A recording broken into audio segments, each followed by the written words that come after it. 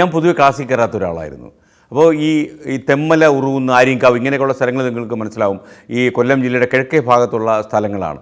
അവിടെ ഈ മേരിലാൻഡിൻ്റെ നീല സുബ്രഹ്മണ്യത്തിൻ്റെ ഒരുപാട് ഷൂട്ടിംഗ് നടക്കുന്ന സ്ഥലമായിരുന്നു. അപ്പോൾ മേരിലാൻഡ് സ്റ്റുഡിയോയിൽ നിന്ന് ആന വളർത്തിയ വാനമ്പാടിയുടെ മകൻ, കാടിൻ്റെ മക്കൾ, അങ്ങനെയൊക്കെ പറഞ്ഞിട്ട് ഒരുപാട് ചിത്രങ്ങൾ വരുന്ന സംഭവമായിരുന്നു.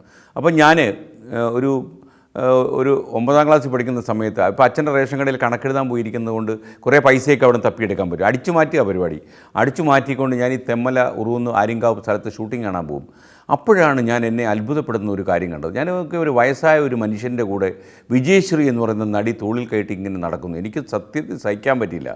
അപ്പോൾ പിൽക്കാലത്ത് ഞാൻ അറിയുന്നത് പി സുബ്രഹ്മണ്യമായിരുന്നു എന്ന്. അപ്പോൾ അദ്ദേഹമാണ് മേരിലാൻഡ് സ്റ്റുഡിയോയുടെ മുതലാളിയും എല്ലാം അദ്ദേഹമാണ്.